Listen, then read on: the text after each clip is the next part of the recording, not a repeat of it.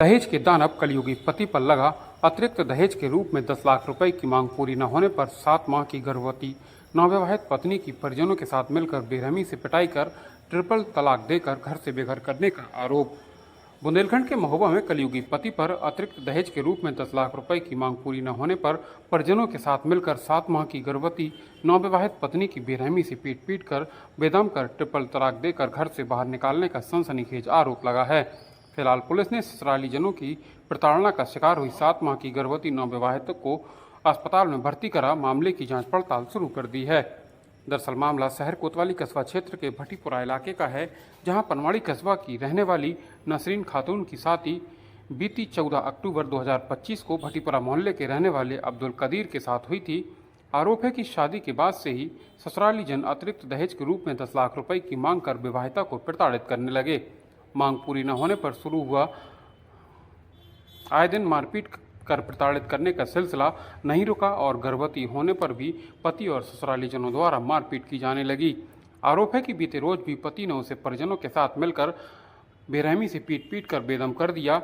आरोप है कि दहेज के दानव बने कलयुगी पति का इतने पर भी मन नहीं भरा और उसे ट्रिपल तलाक देकर घर से बेघर कर दिया गया। परिजनों के साथ कोतवाली पहुंची पीड़िता ने शिकायती पत्र देकर आरोपियों के खिलाफ कड़ी कार्रवाई करने की मांग की है।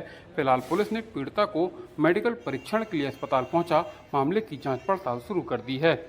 पीड़िता नसरीन ने बताया कि उसके साथ सास ससुर सहित पति मारपीट करते हैं और कहते हैं कि अपने यहाँ से 10 लाख रुपए ले आओ, नहीं तो मार देंगे।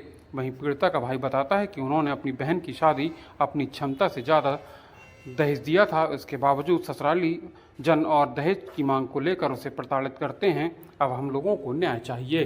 महोबा से मामी खान के साथ ब्यूरो रिपोर्ट, बुंदेलखंड हलचल। 14 अक्टूबर को मेरी शादी हुई।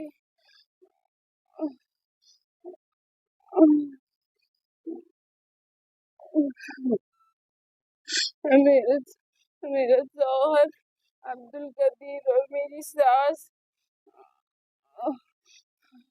और मेरी ससुर बहन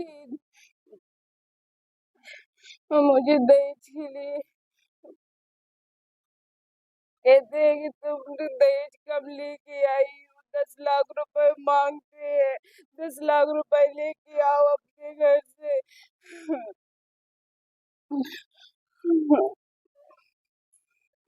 और मुझे मारते भी है।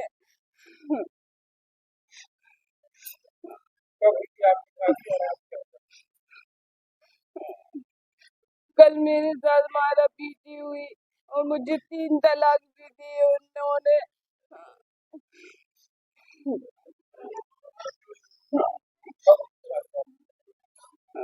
14 अक्टूबर।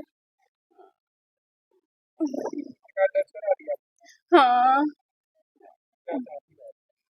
हम तलाक चाहते हैं। उसने मुझे 3 तलाक दी है।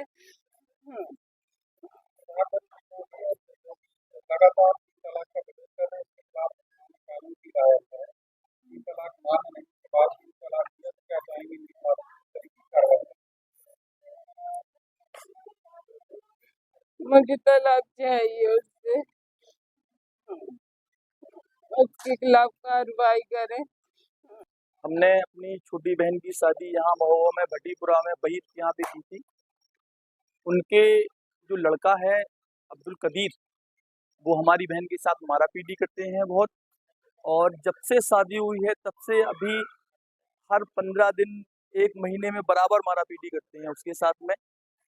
कल उससे पहले जो उनकी माँ है वो कहती हैं कि मैंने अपनी बहन को मतलब अपनी लड़की को शादी में सोने की चेन दी थी, तुम्हारे भाइयों ने सोने की चेन नहीं दी, जबकि मैंने अपनी हैसियत से ज़्यादा शादी की है। मैंने इतना इतना हैसियत से ज़्यादा शादी की है कि आप पनवाड़ी से जानकारी कर सकते हैं। इसके बाद जब हमको कल जानकारी हुई, मैंने उनसे कहा कि फ़ोन आया मेरे पास। मैंने क्या हो गया बेटा? तो फ़ोन आया कि अरे भैया आप हमें यहाँ से ले जाओ। हमने कहा ठीक है। हम पहुँचे जब तो बहुत हालत ख़राब थी उसकी। जब मैंने पूछा तो बोल रही है कि 3 तलाक भी दिए हैं।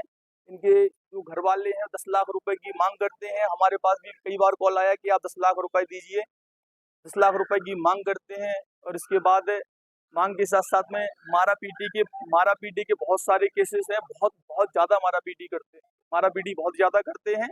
तो हम ये चाहते हैं कि कानूनी कार्रवाई इनके ऊपर सख्त से सख्त हो और हमें इंसाफ मिले।